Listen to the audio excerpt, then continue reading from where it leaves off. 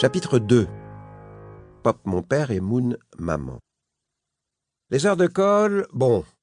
Pop mon père les acceptait sans trop faire d'histoire.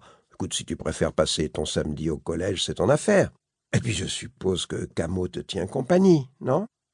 Mais les petites conversations avec monsieur votre père, ça c'était autre chose.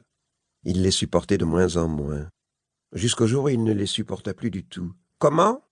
Un tête-à-tête avec Crastin? Encore? J'irai pas. Je m'en souviens très bien. C'était un mercredi après-midi, il avait installé son atelier au milieu du salon. Il m'inventait une sorte de lit à coulisses qu'on pourrait tirer d'un cran chaque fois que je grandirais d'1 centimètre. Cela, surtout pour me faire plaisir parce que j'étais le plus petit de la classe et que j'avais peur de ne pas grandir. Il levait les yeux vers moi et son tournevis fendait l'air. « N'insiste pas, je te dis que je n'irai pas. » Moon dessinait dans son coin habituel. Moi, je restais planté là, parmi les outils éparpillés. « Je n'irai pas, je te dis. » En bonne mère, Moon finit par intervenir. « Oh, je pourrais peut-être y aller à ta place. » Triturant mon carnet comme une vieille casquette, je murmurais « que c'est impossible, Moon. Crastin a dit « Monsieur votre père. » Et ce fut l'explosion. « Pas question. Je n'irai plus, c'est terminé, je t'avais prévenu. » La porte claqua, 2 ou 3 feuilles s'envolèrent. Moon y avait dessiné des robes légères comme des papillons, c'était son métier à elle, dessiner des robes. Et nous restâmes seuls un moment. « Encore une rédaction que t'as pas fini à temps, hein? » « Pas commencé, Moon. Oh, écoute, t'es vraiment le plus grand flemmard que je connaisse. Mais j'y arrive pas, Moon.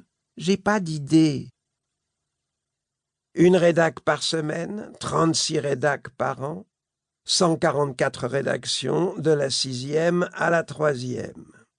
Faites votre portrait, racontez vos vacances, une soirée en famille.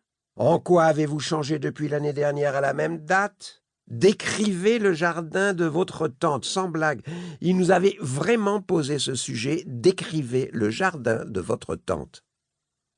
Camo et moi avions passé le samedi suivant en retenue. J'avais un jardin, mais pas de tante, et lui une tante sans jardin. Or, avec Crastin, il était pratiquement impossible d'inventer. Il brandissait votre copie au-dessus de sa tête et glapissait. « Ça n'est pas de l'imagination, ça, mon pauvre ami. C'est du mensonge. » Et 1 fois sur 2, il ajoutait « Ah, comme je plains votre pauvre mère !» Une mémoire d'éléphant avec ça. « Dites-moi, ces vacances que vous prétendez me décrire, ne seraient-elles pas celles de l'an passé? Réfléchissez, Pâques, l'année dernière, non? 2 heures. Et une petite conversation avec monsieur votre père. »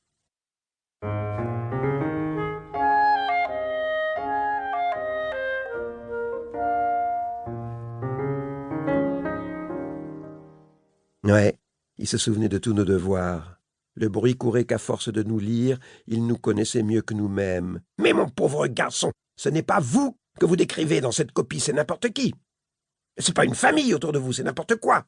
Mensonge, mensonge et paresse, comme toujours.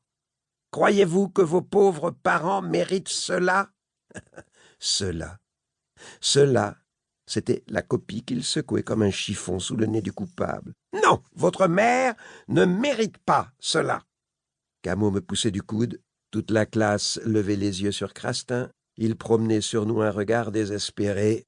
Son bras retombait. La copie glissait sous une table. Une grosse boule montait dans la gorge de notre prof pour éclater au-dessus de nous en une sorte de sanglot. Il avait l'air d'un enfant alors. D'un enfant terriblement vieux. Et vous, vos parents, vous ne les méritez pas. Je ne sais pas si l'un de nous eut jamais envie de rire à ces moments-là. En tout cas, personne ne s'y risqua. Pour continuer à écouter ce livre audio gratuitement, cliquez sur le lien dans la description et vous pourrez l'écouter en entier sans frais grâce à l'essai de 30 jours d'Audible.